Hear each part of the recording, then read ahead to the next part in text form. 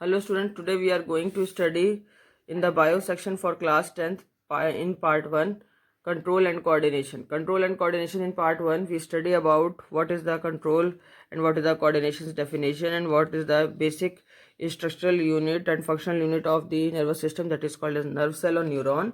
Here we also discuss about the structure of whole neuron and activity, or what is the reflex action here, or which types of organelles are involved in the reflex action. So let me discuss. In the nervous system, we studied in all animals that there is a type of response, or there is a type of action which providing the control and coordination in all living organism, that is called as control and coordination activities.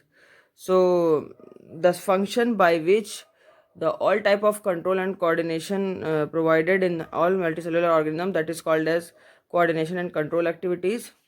बच्चों देखिए, ऐसा है कि जो भी हमारी body में ऐसे फंक्शन जिससे कि हमारी पूरी बॉडी रिस्पॉन्स भी करती है और साथ साथ में जो है हमारे बॉडी के अंदर कंट्रोल और कोऑर्डिनेशन बनाए रखती है, यानी कि एक दूसरे से संपर्क स्थापित रखती है, उस एक्टिविटी को बोलते हैं कंट्रोल और कोऑर्डिनेशन एक्टिविटीज़। अब आता है नर्वस सिस्टम। इसमें हम सबसे पहले इन्वॉल्व करते हैं जो कंट्रोल कोऑर्डिनेशन करता है।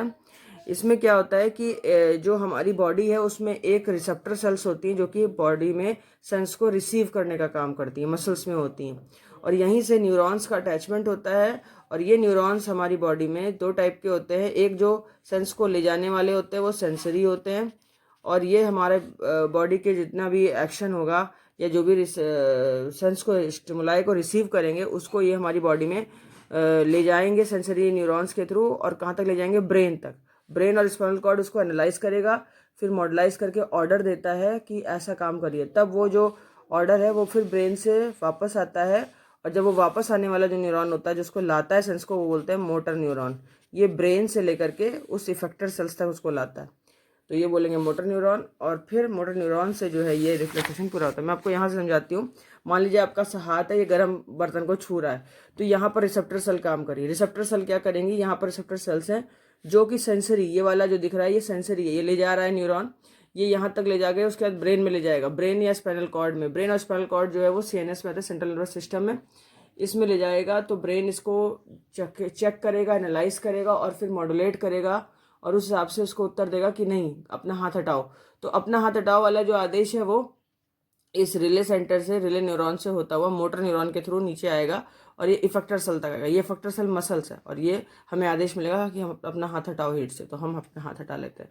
इस पूरे प्रोसेस को बोलते हैं रिफ्लेक्स। ये जो आपको कंप्लीट ये डायग्राम जो दिख रहा है, जहाँ पर रिसेप्टर सेल, सेंसरी न्यूरॉन, और फिर सीएनएस में स्पाइनल कॉर्ड और ब्रेन में गया, और उसके बाद में यहाँ से रिले न्यूरॉन, मोटर न्यूरॉन तक इफेक्टर सेल तक गया। ये पूरा जो आर्च दिखाई पड़ा इसको रिफ्लेक्स आर्क बोलते हैं, या रिफ्लेक्स पाथ होता है। और इसमें रिफ्लेक्स एक्शन ये शो करता है।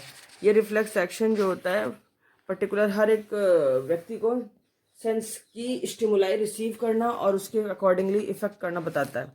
अब आता है कि अगर हम इस एक नर्व सेल की स्टडी करें तो नर्व सेल में देखिए क्या क्या होता है। यहाँ पर नर्व सेल में एक सेल बॉडी होती है, सेल बॉडी के अंदर एक न्यूक्लियस है, इसके अंदर साइटोप्लाज्म भरा होता है, इसके चारों तरफ देखिए कांटे जैसी संरचना निकली है, इनको बोलते हैं डेंड्राइट्स। ये डेंड्राइट्स और ये साइटोन की बॉडी सेल बॉडी से होते हुए पतला सा स्ट्रक्चर जाता है आगे की तरफ, इसको बोलते हैं एक्सॉन।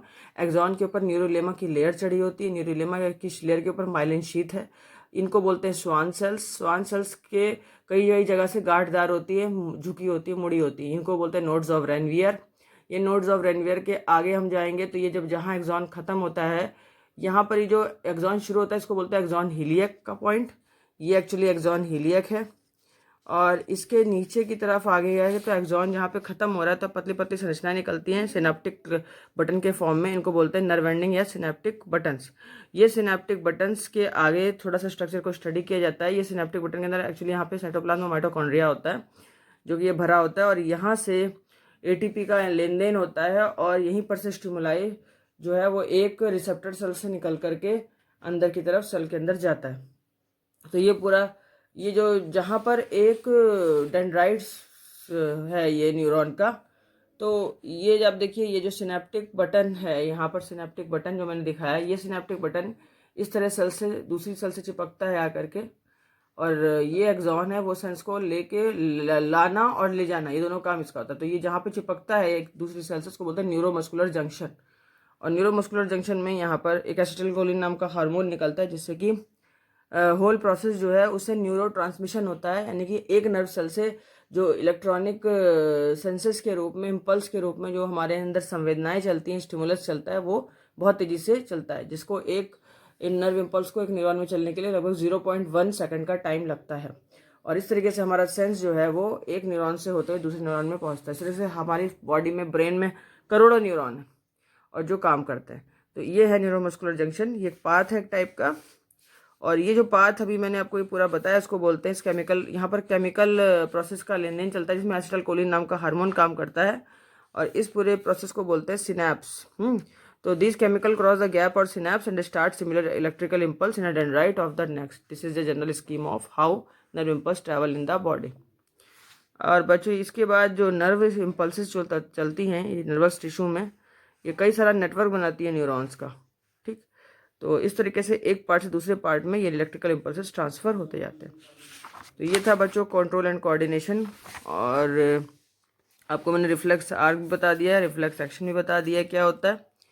अब मैं इसको यहीं पर ख़त्म करती हूँ, फिर नेक्स्ट चैप्टर में आपको जो है नेक्स्ट इस फॉर्म में ये डिस्कस करूँगी कि what is the human brain.